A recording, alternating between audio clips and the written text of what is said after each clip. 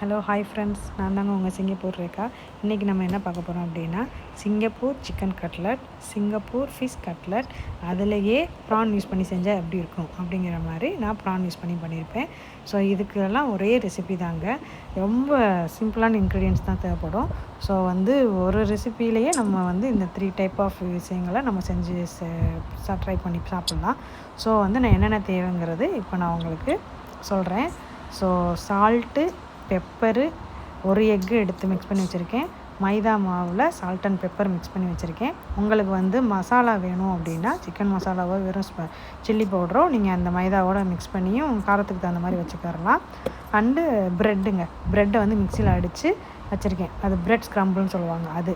So நான் என்ன பண்ணியிருக்கேன் அப்படின்னா, இன்றைக்கி முள் இல்லாத ஒரு மீன் எடுத்து அதில் அது செஞ்சு அதுதான் ஃபிஷ் கட்லட் சொல்லுவாங்க. ஸோ முள் இல்லாத மீனை எடுத்து அதில் சால்ட் அண்ட் பெப்பர் எனக்கு தேவையான அளவு போட்டு, நான் குழந்தைக்கும் கொடுக்குறனால நான் மசாலா சேர்க்கலை, கம்மியாக தான் காரம் பெப்பர் சேர்த்துருப்பேன். ஸோ ஃபஸ்ட்டு கோட்டிங்கை நம்ம என்ன பண்ணணும்னா, எக்கில் ஒரு நல்லா டிப் பண்ணி அந்த மீனை எடுத்துகிட்டு, செகண்ட் கோட்டிங்காக நான் மைதாவில் டிப் பண்ணி எடுப்பேன். மைதாவுமே எனக்கு நான் ரொம்ப விரும்ப மாட்டேன், அதனால் நான் கம்மியாக தான் நான் சேர்த்துருக்கேன். ஸோ நல்லா சாப்பிட்றவங்க, மைதா பிடிக்கிறவங்க நல்லா நிறையா எடுத்து நல்லா மிக்ஸ் பண்ணி வச்சு நீங்கள் நல்லா ஒரு செகண்ட் கோட்டிங்காக டிப் பண்ணி எடுத்துக்கோங்க. தென் தேர்ட் கோட்டிங்காகவும் நான் எக்கில் டிப் பண்ணி எடுக்கிறேன். ஏன் அப்படின்னா, அப்போ தான் அந்த ப்ரெட் க்ரம்பிள் அதில் நல்லா ஒட்டும்.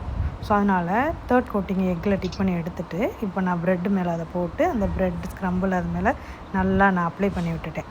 அப்படி அப்ளை பண்ணி விட்டுட்டா இதுதாங்க ஃபைனல் ஸ்டெப்பு. நம்மளுக்கு எந்த மாதிரி கிடைக்கும்னா, இந்த மாதிரி கிடைக்கும் ரிசல்ட்டு.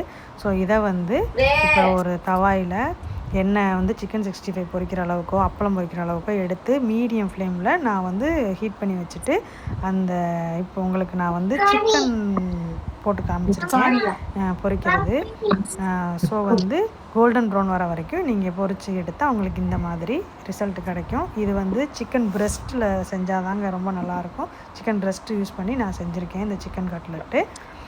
ஸோ இதுக்கு ஒரு சாஸ் ரெடி பண்ணி, கெச்சப்போ இல்லை மயோனைஸ் கெச்சப்போ லெமன் மிக்ஸ் பண்ணி நல்லா மிக்ஸ் பண்ணி அதை தொட்டு நீங்கள் சாப்பிட்டிங்கன்னா சூப்பராக இருக்குங்க.